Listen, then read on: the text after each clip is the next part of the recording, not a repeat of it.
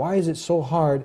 People get motivated to go to a football game, to a basketball game. They get motivated, sometimes even play Xbox. But sometimes, you know, when you try to encourage people to get together, we're going to have a halaqah, right? We're going to talk about a certain topic of Islam. You know, come to my house, or we'll watch a lecture. We'll watch Nouman Ali Khan, you know, or someone else. Hopefully something better, okay. Yeah. But you get what I'm saying? Yeah. A lot of times the motivation is not there the same way it is for some of these other things. Yeah. Why is that? Have you seen this? Sure. I mean, there's different kinds of people. Alhamdulillah, there are people, especially in the Muslim community now, that have found motivation. And they're really driven to do things. And they get really frustrated because their friends aren't motivated, right? First of all, you have to be patient with your friends because you weren't always motivated yourself. It took a while to get you to a certain point, right? And you can't give up on your friends. You can't say, oh, they're not motivated, forget it, I won't even call them the next time. No, you keep calling them. You keep inviting them. You pester them, you pester them, you pester them until they finally listen this one time. Because all it takes is one reminder coming out of somebody's mouth, and by Allah's permission, that reminder is like a bullet that goes through any bulletproof vest and goes right into the heart. And it hits a person and it can change their life. My words and your words can't change anybody. But when Allah puts power in our words, He decides one time for this one person. It could be 1 million people watching this video. But there's one person sitting there that these words will reach, and Allah decides it's going to change their life. And He can. And if Allah doesn't say that, we could talk till we're blued in the face. Nuh alayhi salam probably definitely a much better speaker than we'll ever be. He's talking for how long to the same audience? 950 years. Nothing changes, right? Which means for us, we can't quit reminding. And we can't quit remembering that Allah is the one who changes people. And motivation is like that. It'll come over time. Like Umar, my favorite example, Umar radiallahu anhu, was 5 years after he became Muslim. The Prophet started delivering his message. For 5 years, this guy was not Muslim radiallahu anhu. The question is, what was he doing for 5 years? We understand how he became Muslim, that's a later story. But if you ask what's he doing for 5 years, you could basically answer that with one word: partying. Guys going out hunting, horseback riding, beating up some dudes, drinking. This is what he was doing. He was busy partying. So if you call him, hey, let's have a discussion about the purpose of life, or about the afterlife, or I gotta go shoot some spears or something, you know what I'm saying? He was busy. There are people like that even today. Hey, you want to go to a lecture? Nah, man, I gotta catch a movie. No, it's game time. It's Sunday afternoon. It's football time. It's whatever, you know? People have things they're doing.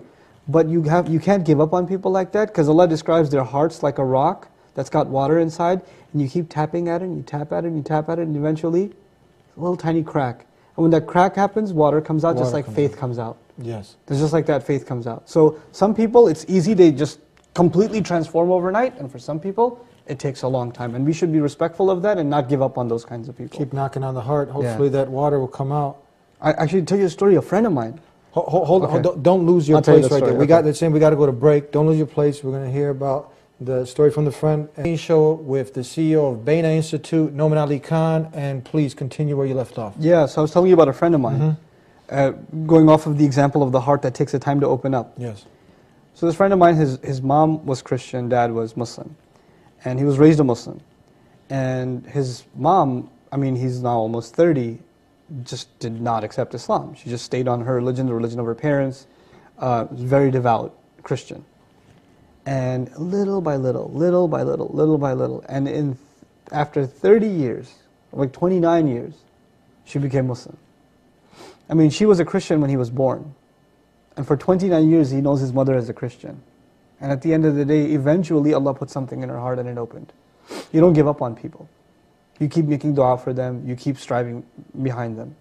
And this is not an isolated story, there are lots of people like that.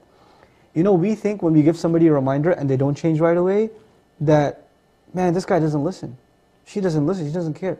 We don't realize, when you say something to somebody, it goes inside the ear, it's like getting exposed to allergies, it sits there and after a while you react, right?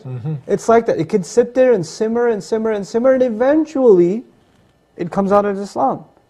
That's actually what happened with Umar, the story of Umar. He heard Islam way back, early on. He heard it from the Prophet himself. He tried to beat up the Prophet one time before he was Muslim. He hid behind the veil of the Kaaba at night time. The veil is black, the Kaaba is black, and he's hiding behind it. It's completely invisible. There's no night lighting at the time. And the Prophet was praying and he hid behind it until he snuck right in front of the Prophet. So the Prophet doesn't even know that he's praying. That the guy's hiding behind the veil is about to jump out and attack him.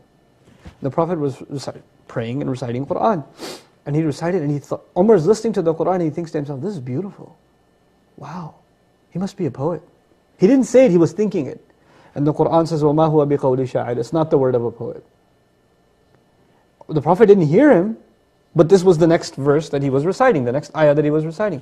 Umar said, how do you know that? He must be a mind reader. The next verse, next ayah is وَمَا هُوَ بِقَوْلِ كَاهِنٍ. It's not the word of a mind reader. قَلِيلًا مَا تَذَكَّرُونَ. How little you like to remember. How little an effort you make to truly remember. تَنْزِيلٌ مِّن رَبِّ الْعَالَمِينَ. It's the revelation from the Master of all worlds. So he's thinking it's just in his mind, he's praying, reciting the verbatim word of God, Yeah. and these are coming out. These are coming out. And he's hiding behind the veil. The Prophet doesn't even know he's there. SubhanAllah. He got so terrified, he ran away.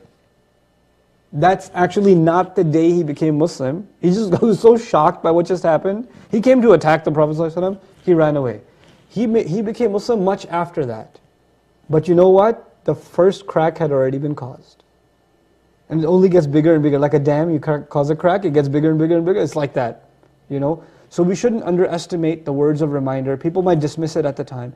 A lot of times people dismiss advice because they're too full of pride at the time. If I try to tell my sister something, my cousin something, my uncle something, it's, come on, don't bother, don't waste my time. They don't want to look like they're listening because it might even be, why should I make you feel like you won? I had to listen to you. Who do you think you are? And maybe once you left, they're like, yeah, he was right, I should have listened to him. Mm-hmm. But they can't let you see that because it's a matter of pride now, right? It's okay. We don't have to give people advice and they transform their lives because that transformation is not up to us. But we do have to continuously remind. This is the teachings of all prophets. Prophets didn't see change for decades sometimes. And Allah, what's the advice Allah gave to our messenger? So you're not going to find a better speaker. You're not going to find a better message. You're not going to find a better audience that understands the message directly, the Quraysh. Imagine people that hear the best message from the best teacher for 10 straight years and still don't listen. Can you imagine? What an impossible audience. What does God tell His messenger? فَذَكِّرْ إِنَّمَا أَنْتَ مُذَكِّرْ. Just keep reminding. Your job is just to remind.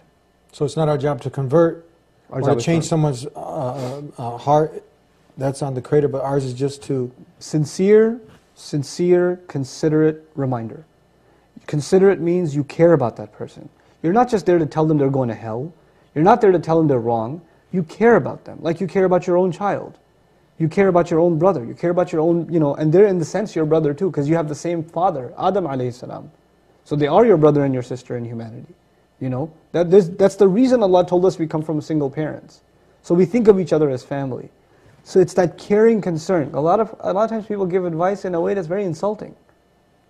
Yo, sister, you're not wearing hijab. Don't you know that's in Islam? What kind of Muslim are you? That's how you would, if your mother wasn't wearing it, that's how you talk to her? There's a way to talk to people, right? This is what the prophets taught us. How to talk to people. Not just what to say, but how to say it. How considerate we have to be in delivering a message. Because that can soften people's hearts. Laynul qulub, qaydul qulub. The Arab says, the softness of the hearts can become the prison of the hearts. You soften somebody's hearts, it's like they're in your pocket now. You own them. An-nas abidul ihsan. They say, people are enslaved to excellent behavior. You behave excellently with someone and they are yours. They're yours. This is what the Prophet was, ﷺ. He was excellent with people. One of my favorite stories of the excellence of the Prophet ﷺ is when he conquered Makkah, when Allah gave him victory in Makkah. The custodian of the Kaaba, the Kaaba has a key. Yes. That was a mushrik. Mm-hmm. And he refused to give him the key. I'm not like, it's Muhammad. If I knew Muhammad was a messenger, I would have given him the key. He's not a messenger, I ain't giving him the key. So one of the companions grabbed the keys from him without telling the Prophet. Grabbed the key from him, gave him to the Prophet to open the Kaaba. They opened it, he prayed, etc. And they're coming out, and an ayah was revealed to give the key back to the mushrik and apologize to him for taking the key from him in that way. And when he saw that behavior from the Muslims, he became Muslim. Amazing. Incredible. Like Allah revealed to the at the time of victory, these are people that were torturing you. And He didn't torture him or kill him or stab him, He just snatched the key from him. And the key doesn't even belong to him, he's a mushrik. It doesn't belong to him. But Allah didn't like that, and ayah comes down. And that's the ayah actually I shared in khutbah today. إِنَّ اللَّهَ يَأْمُرُكُمْ أَن تُؤَدُّوا الْأَمَانَاتِ إِلَى أَهْلِهَا. Allah commands you to give the rights to those who deserve them. Oh my God. This is a great example of mercy. Mercy, courtesy, respect. Some of the great people that the people look up to, Alexander the Great or some of these other war hungry people, they would have chopped the man's head off. Yeah. Can you He imagine? gave the key back. It's an unprecedented scenario. Look at how the Prophet said, there was a Jewish girl, she died, young girl, she died, and her funeral procession was walking by. And the Prophet was sitting and he stood up out of respect. And so one of the companions said, that's a Jew. And he said, well, she's not a human? He had courtesy for all human beings. This is what Muslims have to learn. To be courteous to each other and to be courteous to all humanity. Respectful. This is how you invite people. Now let's talk about this word for a moment. We have a few minutes. The word da'wah. We use the word da'wah. We have to give da'wah to Islam. We have to give da'wah to Islam, right? Da'wah literally means invitation. Now, outside of calling people to the religion, have you ever given somebody an invitation to your house for dinner? For lunch?